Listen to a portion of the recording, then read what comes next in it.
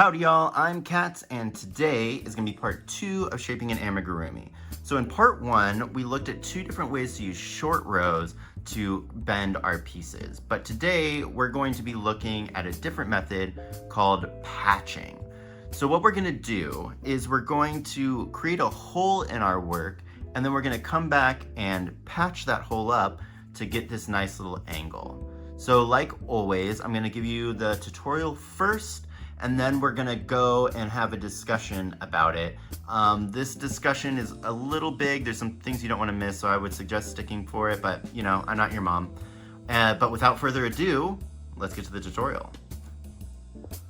Alrighty, so let me explain to you the process real quick, and then I'll show you how to do it. So once we are in the row where we want to put our bend, we're gonna need to make a hole that we can work the patch into later. And so in order to do that, what we're going to do is do some single crochets, then we're going to do some chains and skips, then do some more single crochets. That chain and skip is going to create the hole that we can work the patch into. Then in the next round, we're just going to continue working as normal, and once we get into where those chains would be, we're just going to work right into those chains as if they're regular stitches. Do that, make sure everything's secure, then we'll come back, pull up a loop in one of those stitches that's in that hole, and then work around doing decreases as if we were decreasing on a sphere to create the patch. Then we'll seal up the patch and everything will be honky-dory. We'll have a nice little bend. Make sense? Yeah, okay, cool. So let me show you what I mean. So for the tutorial, we're just gonna work on this little tube guy. It's just 12 single crochets in joined rounds. And I'm going to make that patch hole be 12 stitches. So that'll use 6 stitches on here and then 6 chain stitches. So let's go ahead and map that out just so that we kind of know what we're doing. So over here on the chart, we've got our circles that are representing our stitches. That dotted line just splits them in half. And then that arrow is going to show where our starting location is and the direction that we're going in. So we know that we want to have the hole for our patch be a total of 12 stitches. 6 of those are going to be chains, and 6 of them are going to be the stitches that we already have here. So let's go ahead and mark those on our little guide over here. So it looks like what we're going to need to do is do 3 single crochets, then we'll do our 6 chains and skip those 6 stitches and do 3 more single crochets. And that'll be that round with the chain in it. So let's go ahead and do that. There is one more thing in this round that we're going to need to do, so let me just go ahead and join this together. Okay. So I got my first single crochet, and then I got my second single crochet. Now, this stitch that we're going to have right before we start chaining can have a tendency to gap. So what we're going to do is we're actually going to work the stitch so that it also picks up the leg of the stitch that we're going into, which sounds confusing, but isn't too terribly confusing. So if I look at the back of my stitch, we have the top V right here, right? And then in the back, if I go under this, you can see that there's one more stitch right here. And that's the loop that is going to create the stem or the post of our stitch. So we want to work into that one too. And it can be pretty tight, which is what we want because we want to stop the gapping. So the way that I found is easiest to do is that we'll go into first the back loop of our stitch, and then we'll kind of use our fingers to really get into that, that leg loop. I know it's not helpful when I try to make it so you can see it. It can be a struggle just because of how tight it is, but don't worry, we'll get in there. There we go. Then I just like to push my hook through to just really open up that, and then we'll come back in here and we'll fully go through the stitch the way we want to. So we'll pick up that front loop, the back loop, and that leg loop. Nice. Okay, tighten everything back up and do my single crochet. All right, so now we'll make sure that we just don't have any gaps. So in order to create that space, let's go ahead and do our chains. So we'll have 6 chains, 1, 2, 3, 4, 5, 6. And then we want to skip 6 stitches. So 1, 2, 3, 4, 5, and 6. And our next single crochet will go into that stitch. I just lost it. 1, 2, 3, 4, 5, 6. So into that 7th stitch. Now, we're going to want to do the same thing that we did before, where we're going to want to work into that leg stitch. So let's go ahead and loosen that up real quick. So I'm going in here into the back loop first. Then I'm going to go in and I'm going to just pick up that little leg stitch. All right, make it nice and loose. Then we'll go back out and do our full. So I'm picking up the front loop, the back loop, and the loop of that leg, which hopefully your yarn isn't as splitty as mine. There we go. And then we'll work our single crochet. Awesome, so that's our hole. And then we have 2 more single crochets to finish off the round. So 1 and 2. So let's go ahead and join that up and take a look at what we just did. Okay. So if we look at what we have, we just created a little hole. That's where our patch is going to go into in the future. Pretty easy, right? One thing that I do want to show you is we're going to come back around, right, and just start working our single crochets. But it can be a little bit tricky. So we have our first stitch, our second, our third, or first, second, and third, and then our chain. So this first one right here is where we're going to want to go for our first chain. You'll see, but I just really want to point that out because it can get kind of hidden as you're working along. So I'm just going to do this as a normal row of 12 single crochets. So we're going to go in here. There's 1, 2, 2, and 3. So my next one is going to go into my chain.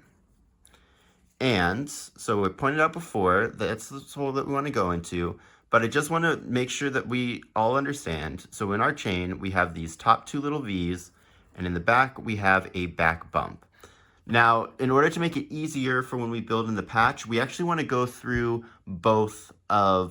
underneath both of the loops of that V. We're not just going to go through the middle like you normally kind of would when you work chains.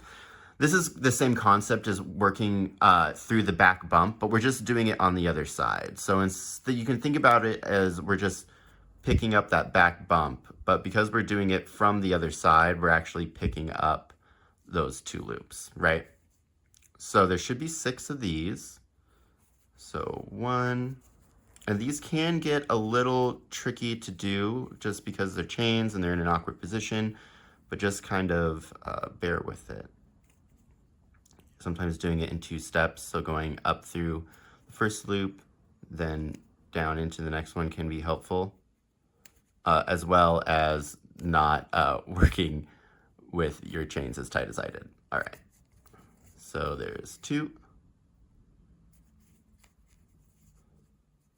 Let me pull out some more yarn here.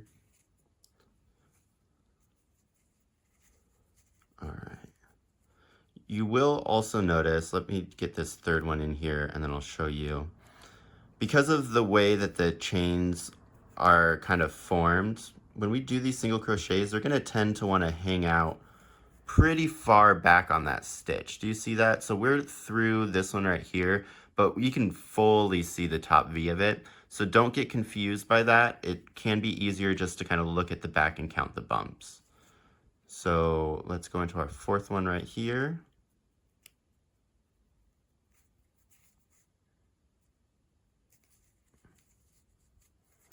All right, and then our 5th one, do you see how far back that's lying right there? Really far back, but our 5th one is actually all the way over here. So let's go into that.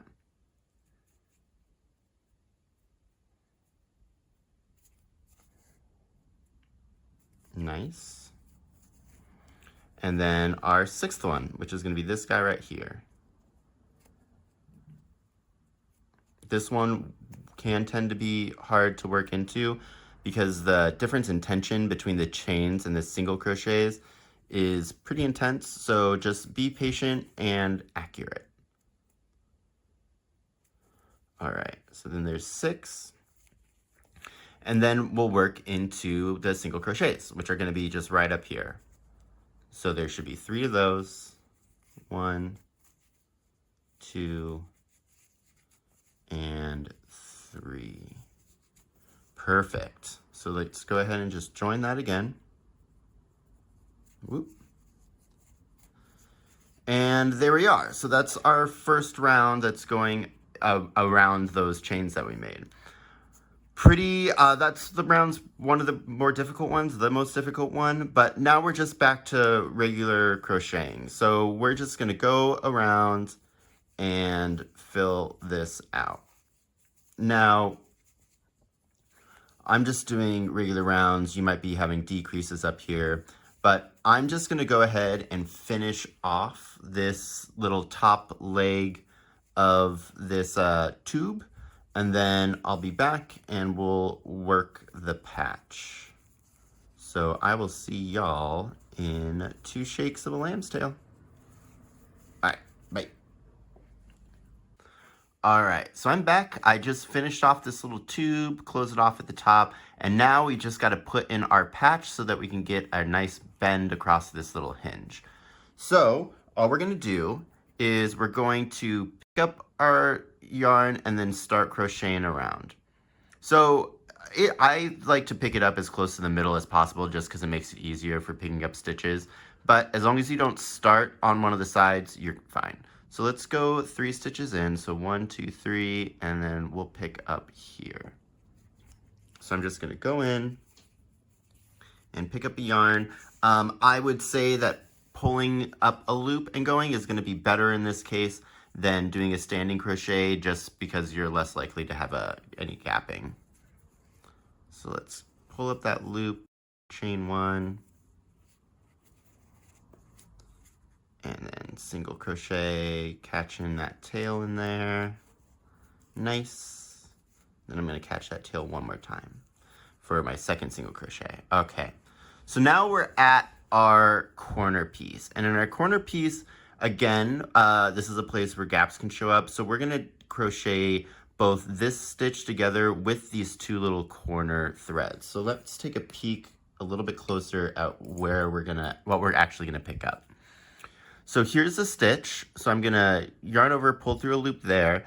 And if you look really close, this is going to be the side of the stitch from where we went in to do our single crochet after the chains.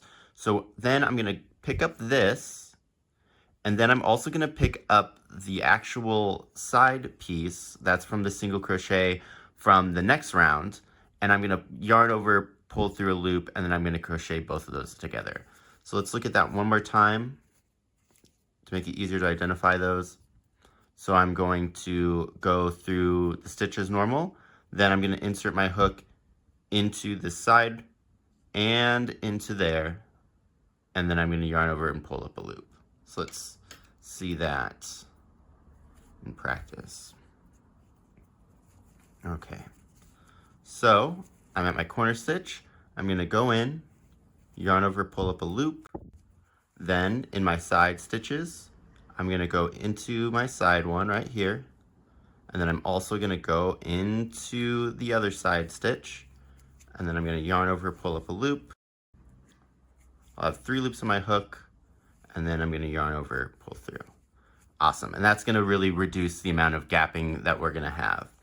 Now let's look at these chain stitches. So the reason that we went through both is to make them easier to identify once we're working here. Again, you're gonna have to look close though. But what we've left is the bumps of our stitches. Do you see those right there? So those are gonna be those back bumps of the crochets that we worked the front bumps into.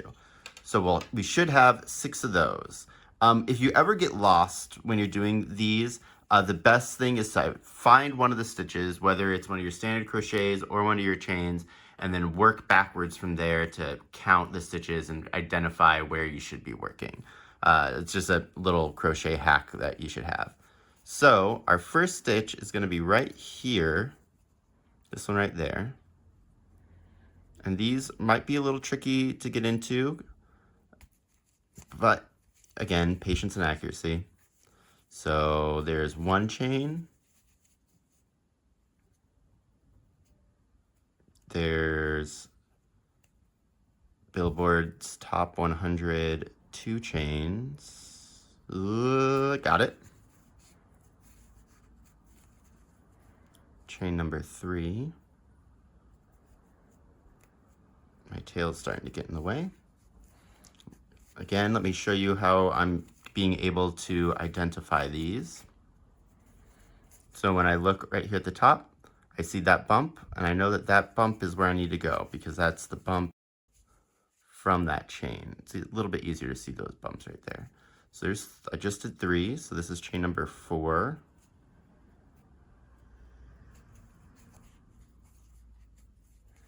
Then chain 5. Oh, there we go. Chain 6 can be kind of hard to see, the last one, but again, it's going to be that little bump, and it'll be right next to the corner stitch. So we'll go ahead and pick up that. Now we're going to do the exact same thing as we did on the other side, where we're going to work the corner in with our next stitch. And in order to do that, let me show you how we'll identify it. It's a little bit easier to see over here. So this is our corner stitch. This little guy right here that corner stitch is going into is the other one that we're going to go into. And then the next stitch is the regular stitch of the round. So again, we have the corner, the other part of the corner, and the stitch we want to go into. So I'm going to go into here and go into that next stitch. On this side, that stitch is going to actually be the top of the stitch where we started the chain from. So you only need to go through the front loop. Let me see if I can kind of show that off here. So if I turn this to the inside, do you see that's like a full stitch? Not the stitch that starts the round, that's going to be this one. And you can tell because this chain is going into it. This would be the leg of the stitch from the round after, or from the round that we do the chains in. Confusing, not important. All you need to know is go into there and go through here. You just need to do the front loops. You don't need to worry about doing the back loops on those. Pull through and then crochet it together with the next one from our actual stitches. There we go. Then we have 2 more stitches left. Now to be extra sure that we did this right, let's just go ahead and give those a good count real quick. So I've got 1, 2, 3, 4, 5, 6, 7, 8, 9, 10, 11, and 12. Perfect. All right, so now we would decrease as if we were decreasing on the sphere. So because I have 12 stitches, my next round would be 6 decreases.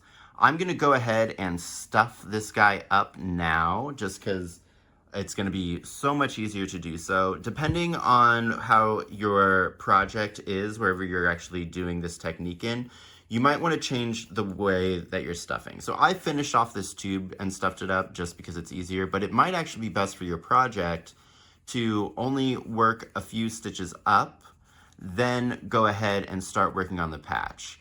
And in order to do that though, if you're using the same color, you would need to have 2 balls of the same yarn, 2 cakes of the same yarn. Well, 2 balls of the same yarn, but 1 cake. Because what you could do if you had a cake is you could use your center pole, which is here, and then go into the side.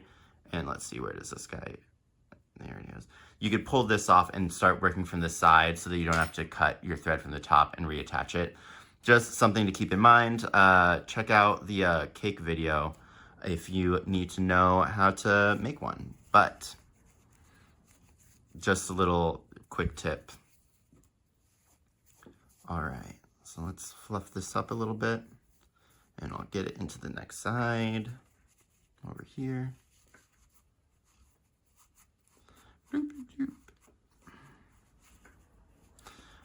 The stuffing for doing this kind of style of bend is kind of important to help fill it out. So we are going to just do a little bit now, and we might do some adjusting before we actually close everything up. But I think that'll be all right for now. A little porky guy.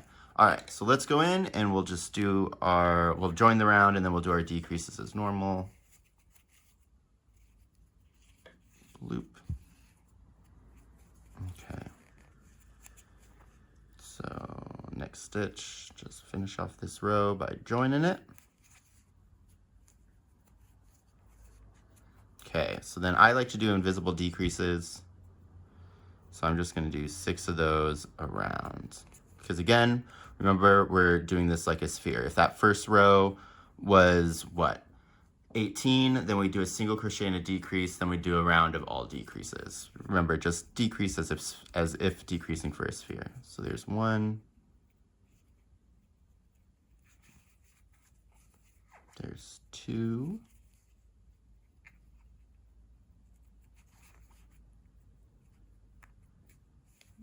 3.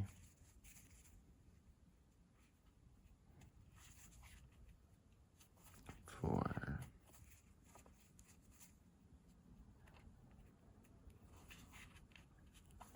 5. This is pretty squeaky yarn. Not the squeakiest, but it's definitely got something to say.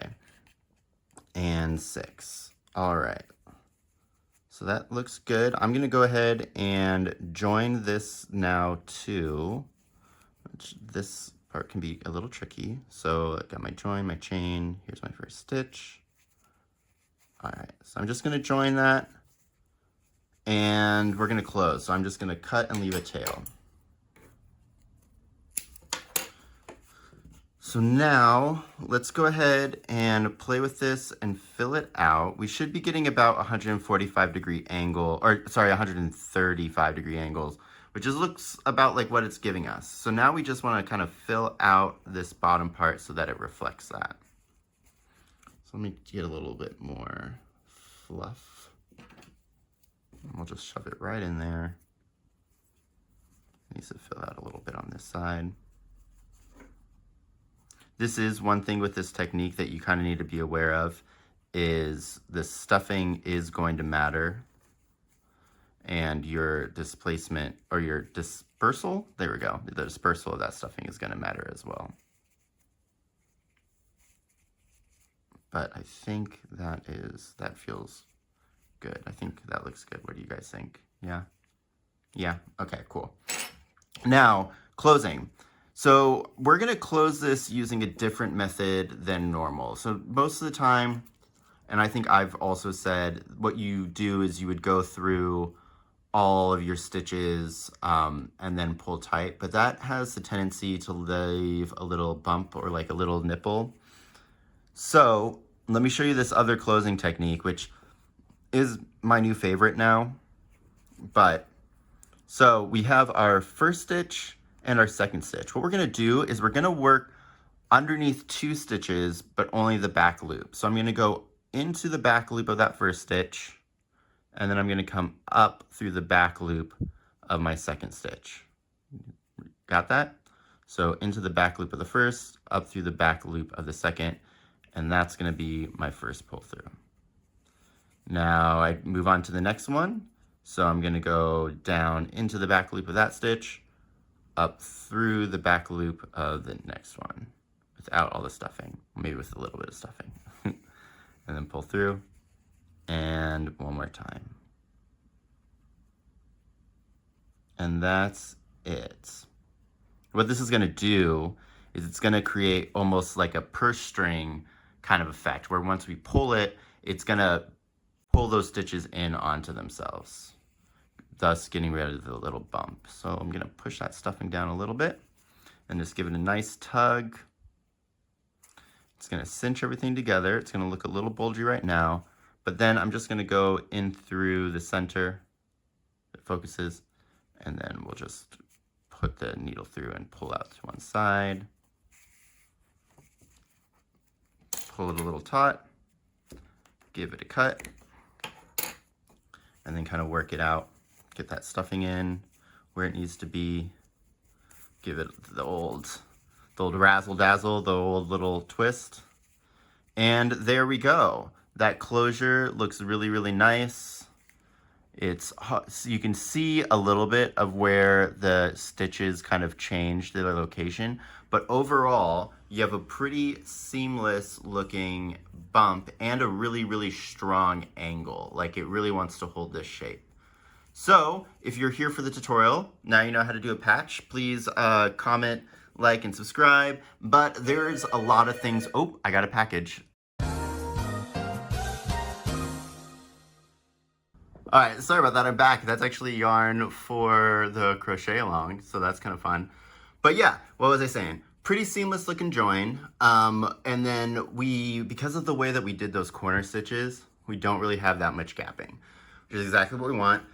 But yeah, that's the tutorial. Please comment, like, and subscribe.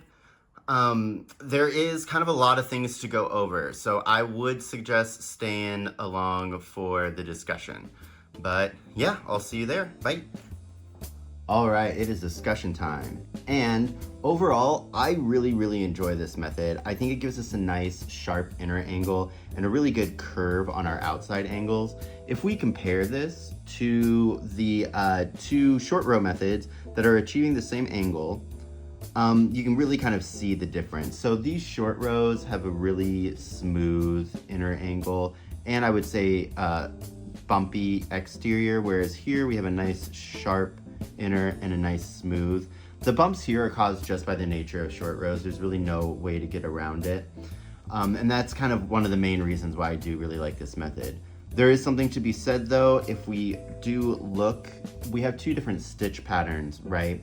So because this is still worked in rows, it kind of bleeds into the surrounding tube a little bit better than this does. But I do think that that's a aesthetic choice that I'm willing to take, especially because I do feel like a lot of the times when we're thinking about putting bends in things, especially if we're building something that's like an organic creature, those bends are going to be at like elbows and knees, and I think this other texture kind of really helps differentiate the body parts. But I don't know, just a thought. But how do we control these angles, you might be asking? Well, it's going to be a lot the same as how we did it with short rows, where we want to think about our angle control in terms of a ratio of the skipped stitches to the total amount of stitches in our rounds, not necessarily a stitch count. So let me show you an example. These little orange guys both have 18 stitches in their rounds, and then one to make this angle and a patch to make this angle. Now if I compare those with these green ones, which have the same angle but they have 12 stitches in each round, our patches are going to be different stitch sizes, right? So for the 18 to get here, I think this is 24 stitches, whereas on this one the starting is 18. But again, that's going to be the same ratio to the overall stitches in the round. Kind of confusing, but I got you. I got a little baby chart for you. So let's throw this chart up. And on this chart, we'll see a artist representation of what angles we're going to be achieving. And then at the end of each line is going to show you the ratio. So some visual aids.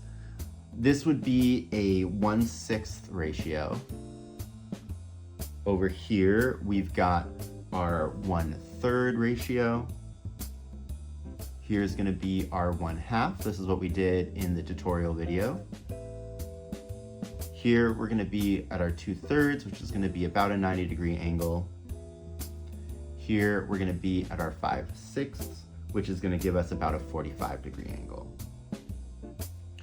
So that's all fine and dandy, but there is something that we kind of need to mention about this, right? And it goes down to our sizes once again. So because we have 18 stitches in each one of these rounds, there's a lot more ratios that we're able to hit, right? And stitches that we're able to skip. As opposed to if we were doing it with these 12, there just really isn't any meaningful thing that we can do. So for example, to get the 3/4 on a 12, we'd have to skip, what is it? 9 stitches, right? Yeah, 9 stitches. But if we instead skipped 10, that's not gonna be a meaningful difference to pull us to that 45-degree angle, right? It might slightly put this curve in. So we need to think about another way that we might be able to achieve that if we wanted to get that 45-degree angle. One way is to kind of rethink about what we're doing to get these angles, right? Like we're adding more fabric and we're adding more rounds. So for this 18 one, to jump from this 1/6 to the 1/3 and so on, it's the amount of rounds that we have in our patch, right? So here is just 6 and then they're closed. Here's 12 and then 6 closed. 18, 6 closed, and so on and so forth. So we're adding an extra row. So in order to jump from this to this, or our theoretical 45-degree angle, again, this is all theory crafting at the moment, we might just want to add in an extra round. So maybe we do go to the 10, and that would give us, what, 20 stitches in our starting patch, and we could maybe do a decrease first in that first row after we do the 20, and then go in and start doing our normal decreases using rules of 6. You also don't have to decrease in 6s. There's a lot of patterns that will decrease using 5s or 8s I've seen too. So that's something else to kind of play around with. There's no really hard or fast rule, and that's the thing that I really like about this method is, yes, it's a lot more mathy, but I think there's a flexibility that you get that just isn't really available in doing short rows. Another thing that you could maybe do is kind of like what we did in the short rows and add these angles on top of each other, right? So maybe you make this 90-degree angle one, but then when you do the first row of chains and skips, the next row you would immediately then do another chain and skip, but using this smaller curve. Let me show you an example of that real quick. So for this U guy, I just combined two 90-degree angles, and then it fully switched this guy around. Let me just show you for comparison real quick when we did it with the short rows, just so you can see how much nicer this looks. It's again with the short rows because of the banding, which we do know how to change by using our reverse stitches. Link somewhere up there. You still have these bumps. And those bumps, I think, just really make this not look as nice as it does over here, where we have this nice little smooth curve. But it's the same principle that we did to get this. So two 90 degrees we're gonna combine together to get this full turn.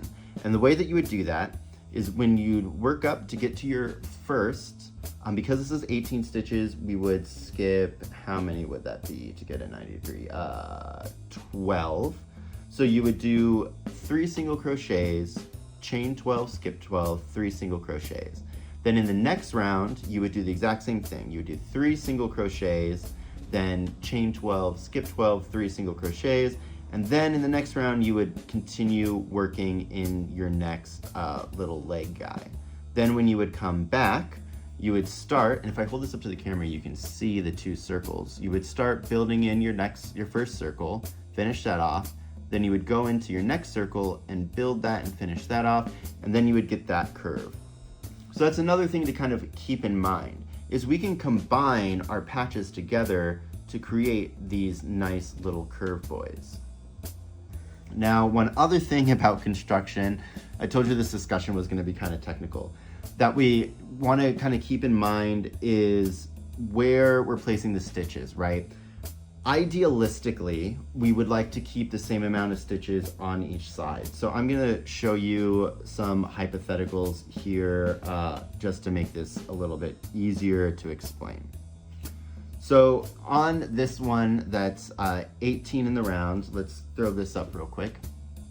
So on that chart, we have our 18 stitches, and in order to get this 90-degree angle, we need to skip 2/3 of them, which is going to be those 12 stitches that I mentioned before. So if we color it in on our chart, we can see that we have 3 single crochets on each side of those skips, right? Perfect. Now, if we wanted to switch over though and do our, let's say 45-degree angle, in this one, we're gonna need to skip 15 stitches. And if I pull up the chart here, there just really isn't a way to perfectly place those 15 skips because we only have 3 stitches remaining. So normally what I like to do in this instance is I will put the larger amount of stitches towards the beginning, just because it gives you kind of more room to lay the tension down correctly and do any color changes or whatnot that you might need to do. And then once you get to the end, it's I just think it's a little bit safer to do it that way. But with all that said, I think that is pretty much it. One other little quick mention that I would say is think about this as like the patch method is a great way to add in these angles, but it's also a great way to add in other appendages, right? Like if we really wanted to, we could not close this circle off and just build off something else and almost have this like 3-pronged little guy, right? All of these construction methods, I want you to learn how to do them within the context of where they're normally used. So like short rows for shaping, this patch method for shaping. But don't forget that you can use them in other applications, right? They're just tools that are able to do something, right? That's kind of what this whole channel is about, is I want to give you the advanced crochet tools so you can kind of play and experiment and take your crochet to the next level. But with all that being said, thank you guys so much for watching. Please comment, like, and subscribe. You know the whole deal. Yeah, that ring was the yarn coming in for the crochet along. So I'm going to work on that and start balling those up and getting that out. Hopefully the first part of that crochet along will be out next week, and I definitely am gonna cut it up because it's gonna be a doozy. I think it's gonna be a while, and then you can kind of work with it, work along with me with it, work along same time. I don't know, you know what I'm trying to say. But yeah, I think that's everything. I will see you guys later. Bye. Howdy y'all, I'm Katz, and today is gonna be part 1, or no it's not.